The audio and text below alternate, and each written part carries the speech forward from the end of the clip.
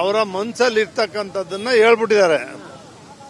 ಏನೀಗ ಒಂದು ವರ್ಷದಿಂದ ಮುಖ್ಯಮಂತ್ರಿ ಬದಲಾವಣೆ ಬಗ್ಗೆ ಚರ್ಚೆ ನಡೀತಾ ಇದೆಯೋ,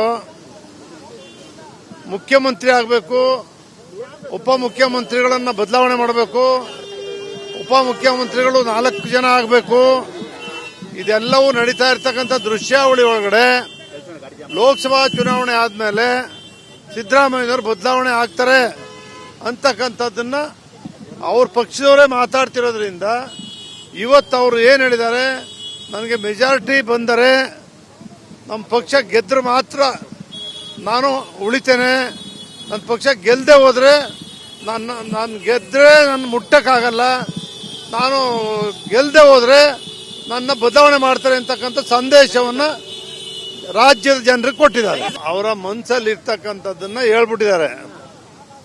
ಏನೀಗ ಒಂದು ವರ್ಷದಿಂದ ಮುಖ್ಯಮಂತ್ರಿ ಬದಲಾವಣೆ ಬಗ್ಗೆ ಚರ್ಚೆ ನಡೀತಾ ಇದೆಯೋ,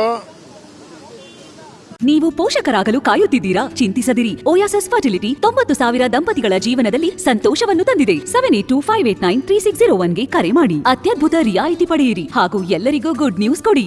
ಮುಖ್ಯಮಂತ್ರಿ ಆಗಬೇಕು, ಉಪಮುಖ್ಯಮಂತ್ರಿಗಳನ್ನ ಬದಲಾವಣೆ ಮಾಡಬೇಕು, ಉಪಮುಖ್ಯಮಂತ್ರಿಗಳು 4 ಜನ ಆಗಬೇಕು, ಇದೆಲ್ಲವೂ ನಡೀತಾ ಇರ್ತಕ್ಕಂಥ ದೃಶ್ಯಾವಳಿ ಒಳಗಡೆ ಲೋಕಸಭಾ ಚುನಾವಣೆ ಆದ್ಮೇಲೆ ಸಿದ್ದರಾಮಯ್ಯನವರು ಬದಲಾವಣೆ ಆಗ್ತಾರೆ ಅಂತಕ್ಕಂಥದ್ದನ್ನ ಅವ್ರ ಪಕ್ಷದವರೇ ಮಾತಾಡ್ತಿರೋದ್ರಿಂದ ಇವತ್ತು ಅವರು ಏನು ಹೇಳಿದ್ದಾರೆ, ನನಗೆ ಮೆಜಾರಿಟಿ ಬಂದರೆ ನಮ್ಮ ಪಕ್ಷ ಗೆದ್ರೆ ಮಾತ್ರ ನಾನು ಉಳಿತೇನೆ, ನನ್ನ ಪಕ್ಷ ಗೆಲ್ಲದೆ ಹೋದ್ರೆ ನಾನು ಗೆದ್ರೆ ನನ್ನ ಮುಟ್ಟಕ್ಕಾಗಲ್ಲ, ನಾನು ಗೆಲ್ಲದೆ ಹೋದ್ರೆ ನನ್ನ ಬದಲಾವಣೆ ಮಾಡ್ತಾರೆ ಅಂತಕ್ಕಂಥ ಸಂದೇಶವನ್ನ ರಾಜ್ಯದ ಜನರಿಗೆ ಕೊಟ್ಟಿದ್ದಾರೆ.